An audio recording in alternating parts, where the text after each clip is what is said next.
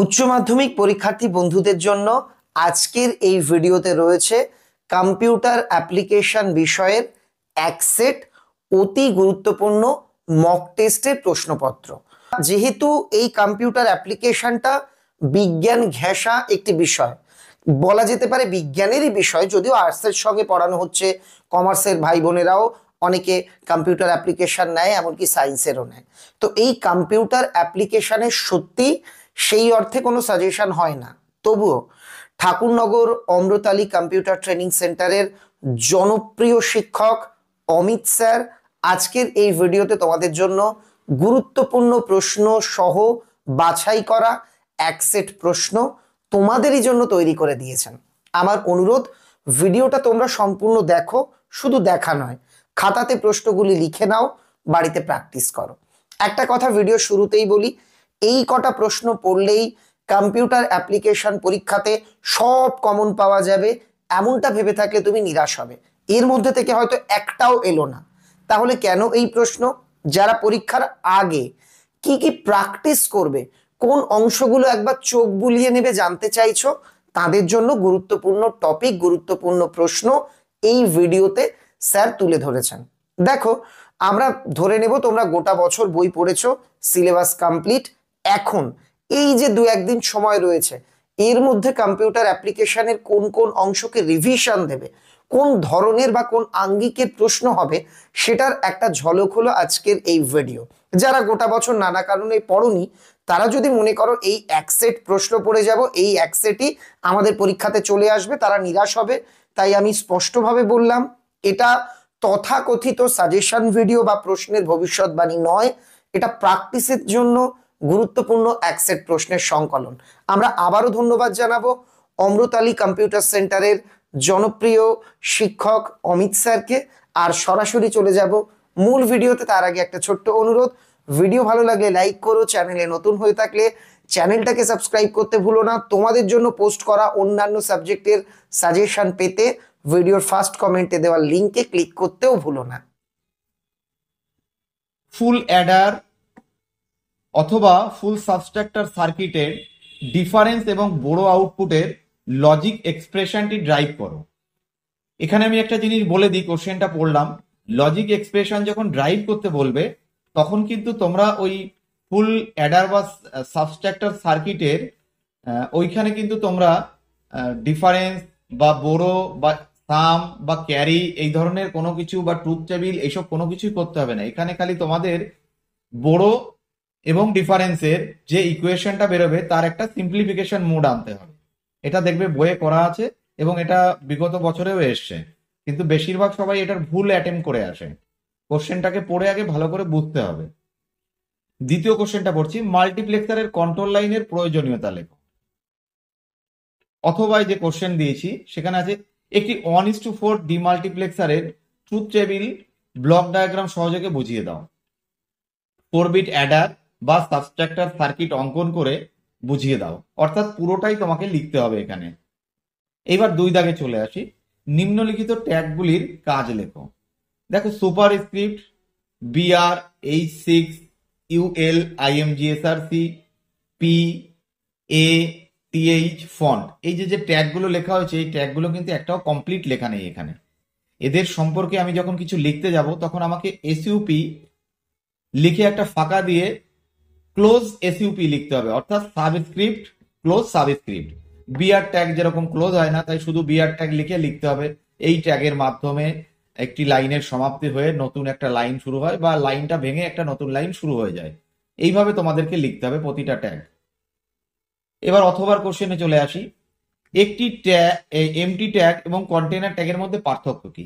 দেখো, MT tag আর container ট্যাগের মধ্যে প্রধান যে পার্থক্যটা হচ্ছে গিয়ে, এমটি ট্যাগ ক্লোজ হয় না, কন্টেনার ট্যাগ ক্লোজ হয়। যেহেতু 1 মার্ক আছে, এর থেকে বেশি তোমাদের লাগবে না। যদি কারো বেশি লিখতে চাও তাহলে একটা করে এক্সাম্পল দিতে পারো। এবার দেখো, বি দাগে এসছে, নিম্নলিখিত ফ্রেম সেটটি তৈরি করার জন্য উপযুক্ত ট্যাগগুলি লেখো। এইবার যে তোমাদের ফ্রেম সেটটা দেওয়া হয়েছে, এখানে দেখো বেসিক, ডিপ্লোমা, অ্যাডভান্স ডিপ্লোমা আছে। Basic left, diploma centre, advance diploma right, এবং 3টে ফ্রেমকেই 50%-এ রাখবে যদি কিছু উল্লেখ করে না দেওয়া হয় তোমাদের। এবার সি গ্রুপে চলে আসো। HTML ট্যাগ ব্যবহার করে নিম্নলিখিত সংকেতগুলিকে ওয়েব পেজে প্রদর্শন করো। দেখো এখানে দেওয়া আছে H2O E=mc², a+b² সূত্র। এখানে দেখো প্রথমটায় আছে সাবস্ক্রিপ্ট করা, তারপরেরটায় আছে সুপারস্ক্রিপ্ট করা, তারপরেরটাতেও সুপারস্ক্রিপ্ট করা। 3 দাগে চলে আসলাম। এবার ডিবিএমএস এর কোশ্চেন, ফাইল সিস্টেমের তুলনায় ডিবিএমএস এর সুবিধা, একটা কমন প্রশ্ন। বি দাগে আছে সিলেকশন ও প্রজেকশন এই দুটি অপারেশনের উদাহরণ সহযোগে ব্যাখ্যা করো। সিলেকশন প্রজেকশন দুটো অপারেশনই তোমাদেরকে ছোট ছোট টেবিল এঁকে তোমাদের সেখান থেকে সিলেকশন করে দেখাতে হবে, এবং প্রজেকশন করার সময় সিলেকশন করে তারপরে তার প্রজেকশন করে দেখাতে হবে, এবং প্রত্যেকটা ক্ষেত্রে চিহ্ন লিখতে হবে। যেরকম সিলেকশনের ক্ষেত্রে সিগমা, প্রজেকশনের ক্ষেত্রে পাই, এই চিহ্নগুলোকে উল্লেখ করতে হবে। এরপরে দেখো সি দাগের কোশ্চেন এসছে, কার্টেসিয়ান প্রোডাক্ট সম্পর্কে যা যারা লেখো উদাহরণ সহযোগে ব্যাখ্যা করো। যখন তোমাকে কোনো কিছু উল্লেখ না করে দেবে টেবিল বা কিছু, তখন কিন্তু তুমি তোমার সুবিধা মতো, অর্থাৎ দুটো দুটো করে ডেটা নিয়ে তুমি টেবিলটা তৈরি করবে, যাতে তোমার টেবিলটা বেশি বড় না হয়ে যায়। এইবার ডিবিএমএস এর অথবার কোশ্চেনে আসি। প্লেয়ার নাম, date of birth, game played, experience, SQL কমান্ডগুলি লেখো। এবার এখানে এ দাগে দেওয়া হয়েছে প্লেয়ারদের এবং গেমগুলির নাম বের করো। প্লেয়ারদের এবং গেমগুলির নাম বের করো, অর্থাৎ দুটো জিনিস দেওয়া হয়েছে, দুটো অ্যাট্রিবিউট। বি দাগে দেওয়া হয়েছে একজন খেলোয়াড়ের সর্বাধিক অভিজ্ঞতা কতদিন তা বের করো। তার মানে এখানে প্লেয়ারের এক্সপিরিয়েন্স চাওয়া হয়েছে। টেবিলটিতে প্লেয়ার আইডি বলে নতুন কলাম যোগ করো, অর্থাৎ এটা ইনসার্ট ট্যাগ ইউজ করে এটাকে করতে হবে। এবার বি দাগে আমি এমএস এক্সেলে চলে আসছি। নিম্নলিখিত ফাংশনগুলির কাজ বর্ণনা করো। এখানে আমি দিয়েছি টুডে, প্রোডাক্ট, সাবস্ক্রিপ্ট, সুপারস্ক্রিপ্ট, কাউন্টিফ, এই ট্যাগগুলোর তোমাকে পুরো সিনট্যাক্স লিখতে হবে এবং তারপরেই কাজ লিখতে হবে। যেরকম মনে করো টুডে দিলে কি হয়, টুডে দিলে আজকের ডেট টাইম দুটো শো করে, সেইটা দিতে হবে। বি দাগে এমএস এক্সেল এর 4টি ডেটা টাইপের নাম লেখো। সি দাগে দেওয়া হয়েছে রিলেটিভ রেফারেন্স এবং অ্যাবসুলেট রেফারেন্সের মধ্যে পার্থক্য লেখো। এবার অথবার কোশ্চেনে দেখো একটি ওয়ার্কবুকে ওয়ার্কশিটে রিনেম করবে কিভাবে। বি দাগে ওয়ার্কশিট ডিলিট করার পদ্ধতি লেখো। একটি ওয়ার্কশিটে নতুন কলাম ইনসার্ট করার পদ্ধতি লেখো। একটি ওয়ার্কশিট কপি করার পদ্ধতি লেখো। সর্বোপরি আমি বলে নিচ্ছি, এখানে কেউ শর্টকাট বা অন্য কোনো ভাবে করার চেষ্টা করবে না। সব থেকে সহজ পদ্ধতি তুমি মাউস ইউজ করে করতে পারো, অথবা তোমার এই রিবন গুলো থেকে অপশন ক্লিক করে করতে পারো। শর্টকাট করতে যাবে না, ভুল হয়ে যেতে পারে। তোমরা সবসময় চেষ্টা করবে এখান থেকে, আমরা কিবোর্ড থেকে করতে পারি বা আমরা মাউস ইউজ করে অপশনগুলোকে ক্লিক করেও করতে পারি। এবার চলে আসছি 5 দাগের এমএস অ্যাক্সেস এর কোশ্চেন। প্রথম কোশ্চেনটা 5-এর এতে এমএস অ্যাক্সেস এর 5টি ডেটা টাইপ এবং তাদের ব্যবহার লেখো। বি দাগে টেমপ্লেটের সাহায্যে টেবিল বা ফর্ম তৈরি করার পদ্ধতি লেখো। তোমরা দুটোই পড়বে। সি দাগে এমএস অ্যাক্সেস এর ডেটা শিট ভিউ এবং ডিজাইন ভিউ এর দুটি পার্থক্য লেখো। এবার অথবার কোশ্চেনে চলে আসি। এমএস অ্যাক্সেস এ ডিজাইন ভিউ এর সাহায্যে কোয়েরি তৈরির পদ্ধতি লেখো। এটা খুব ইম্পর্টেন্ট। এমএস অ্যাক্সেস এ দুটি টেবিলের মধ্যে রিলেশনশিপ করার পদ্ধতি এবং একটি উদাহরণ সহযোগিতায় বুঝিয়ে দাও। এটাও খুব ইম্পর্টেন্ট। সি দাগে টেবিল এবং কোয়েরির মধ্যে পার্থক্য কি। এটা হয়ে গেল তোমাদের ডেসক্রিপটিভ টাইপ কোশ্চেনের অ্যান্সার। এবার আমি চলে আসছি এমসিকিউ কোশ্চেনে, মাল্টিপল চয়েস কোশ্চেন। দেখো সবার প্রথমে আমি একজন শিক্ষক হিসেবে তোমাদেরকে সাজেশন দেব, এমসিকিউ কোশ্চেনের কখনো উত্তর অপশনের মধ্যে খুঁজতে যাবে না। তুমি প্রথমে কোশ্চেনটাকে পড়ো। 2 ইনপুট যুক্ত অর গেট তৈরি করার জন্য কটি ইনপুট যুক্ত ন্যান্ড গেট প্রয়োজন, অপশন খুঁজবে না। তুমি আগে পাশে ছোট করে ছবিটা আঁকো। ন্যান্ড গেট 3টে ন্যান্ড গেট আঁকতে হবে, তবেই তোমার অর গেট হবে। যারা এটা জানো যে ন্যান্ড গেট থেকে অর গেট করতে কতগুলি ন্যান্ড গেট লাগে, তারা সহজেই 3টে লিখতে পারবে। কিন্তু আমি বলবো তোমরা পাশে করে তারপরে অ্যান্সারটা করো, যাতে 100% তুমি ঠিক থাকো। 2 দাগে যদি একটি এক্স নর গেটের একটি ইনপুট 0 হয় এবং অন্য ভেরিয়েবলটি এক্স হয়, তবে আউটপুটটি কি হবে। এখানেও সেম বলবো, এক্স নর গেটের ট্রুথ টেবিলটি প্রথমে বানাও পাশে, তারপরে তুমি ওখান থেকে করে দেখো তাহলে বুঝতে পারবে অ্যান্সারটা হবে এক্স বার। 3 দাগের কোশ্চেনে আসছি, এক্স নর গেটের যৌক্তিক লজিক চিহ্ন কোনটি? সকলে জানো এটা। একটি 4 ইনপুট মাল্টিপ্লেক্সারের সিলেক্ট লাইন কটি? এটাও জানো। একটি হাফ সাবট্রাক্টরের প্রথম ইনপুট যদি 0 হয় এবং দ্বিতীয় ইনপুট যদি 1 হয়, তাহলে ডিফারেন্স অফ বোরো এর মান কত হবে? এটা তোমাকে পাশে ট্রুথ টেবিলটা করে দেখে নিতে হবে। ফুল ডুপ্লেক্স কমিউনিকেশনের উদাহরণ দাও। 7 দাগে মেট্রোপলিটন এরিয়া নেটওয়ার্কের বিস্তৃতি কত হয়? কোন দেশের জন্য .au ডোমেইন ব্যবহার করা হয়?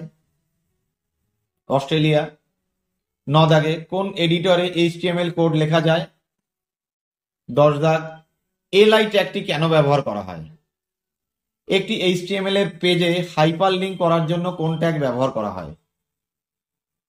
12 দাগ ক্রিয়েট, অল্টার, ড্রপ, রিনেম এই স্টেটমেন্টগুলি কোন ল্যাঙ্গুয়েজের মধ্যে থাকে? এই 4টে অপশনের মধ্যে থেকে। 13 দাগে নিম্নলিখিতগুলির মধ্যে কোনটি ডিবিএমএস নয়? তাহলে কোনটি ডিবিএমএস নয় আমাকে যদি জানতে হয়, তার আগে সবার আগে আমাকে জানতে হবে ডিবিএমএস সফটওয়্যার কোনগুলি। এখানে আছে ডিবেস, ফক্স প্রো, এমএস অ্যাক্সেস, এই 3টেই ডিবিএমএস সফটওয়্যার। আর লিনাক্স এটা একটা অপারেটিং সিস্টেম, সুতরাং অ্যান্সারটা লিনাক্স হবে। এসকিউএল এর সম্পূর্ণ রূপ হলো স্ট্রাকচার কোয়ারি ল্যাঙ্গুয়েজ। 15 দাগ dash is the smallest unit of database, এটা সবাই জানো। 16 কোনটি প্রাইমারি কি এর বৈশিষ্ট্য নয়? এটাও আশা করি সবাই জানো। 17 দাগ কোন চিত্রটি ন্যাচারাল জয়েন্ট রূপে M1 এবং M2 রিলেশনে ব্যবহার করা হয়েছে? এটা খুবই সহজ, সকলের কমন প্রশ্ন। এটা সবসময় ন্যাচারাল জয়েন্ট কথাটা আসলেই ডুগডুগির কথাটা মনে রাখবে, তাহলে তোমরা কখনোই অ্যান্সারটা ভুলবে না। বি দাগের অ্যান্সারটা, যেটা ডুগডুগির মতো দেখতে, এইটা অ্যান্সারটা মনে রাখার জন্য শব্দটা আমি বললাম তোমাদেরকে। 18 দাগে এক্সেল 2007 সাধারণভাবে কতগুলি রিবন থাকে? 19 দাগে এক্সেল 2007 শেষ সেলের অ্যাড্রেস কোনটি? 20 অ্যাক্সেস 2007 ফাইল এক্সটেনশন কি? আর 21 নিম্নলিখিতগুলির মধ্যে কোনটিতে ডেটা প্রবেশ করানোর পর ডেটা টাইপের পরিবর্তন করা যায় না? এবার চলে আসছি সংক্ষিপ্ত প্রশ্নধর্মী উত্তরে, গ্রুপ সিতে। দেখো এখানে প্রথম কোশ্চেনটি আছে 1 দাগে নরগেট ব্যবহার করে অরগেট অঙ্কন করো। তাহলে এটাকে তোমাকে অ্যান্সারটাকে করতে গেলে তোমাকে ছবিটা আঁকতেই হবে। 2 দাগের কোশ্চেন 1:4 ডিমাল্টিপ্লেক্সারের ব্লক ডায়াগ্রামটি আঁকো। দেখো যখন ব্লক ডায়াগ্রাম বলবে তখন শুধু ব্লক ডায়াগ্রামই তোমরা আঁকবে, এর বেশি কখনো কিছু লিখতে যাবে না। বেশি লিখলে কিন্তু কখনো বেশি নাম্বার দেবে না, এটা কিন্তু ডিসক্রেডিটের মধ্যে পড়ে। এর সাথে অথবাই আছে হাফ অ্যাডার সার্কিটের ও ট্রুথ টেবিল আঁকো। 3 দাগে এনকোডার এবং ডিকোডারের একটি পার্থক্য লেখো। ডেটা কনস্ট্রেট কি? 4 দাগে হাব বলতে কি বোঝো? 5 দাগে একটি ব্রাউজারের উদাহরণ দাও অথবা একটি সার্চ ইঞ্জিনের উদাহরণ দাও। 6 দাগে ইমেল আইডি এর দুটি ভাগ কি কি অথবা ফায়ারওয়াল কাকে বলে? 7 দাগ HTML এ এমটি ট্যাগগুলির নাম লেখো। এখানে এমটি ট্যাগ লিখতে হবে, তোমরা জানো এমটি ট্যাগ কোনগুলি, যে ট্যাগগুলি ক্লোজ হয় না, BR, HR, IMG। এর সাথে আবার কোশ্চেন দেওয়া হয়েছে BR এবং B এই দুটি ট্যাগের ব্যবহার। 8 দাগে DB এর একটি কাজ লেখো। 9 দাগে টাপল এবং কার্ডিনালিটি বলতে কি বোঝো অথবা DBMS এর সংজ্ঞা দাও। 10 দাগ MS এক্সেল এ ওয়ার্কবুক ও ওয়ার্কশিটের মধ্যে একটি পার্থক্য লেখো। 11 দাগ ডিজাইন ভিউ এর প্রয়োজনীয়তা কি? 12 দাগ বেসিক লজিক গেট ও ইউনিভার্সাল গেটের নাম লেখো। 13 দাগে রিপিটারের একটি ব্যবহার লেখো।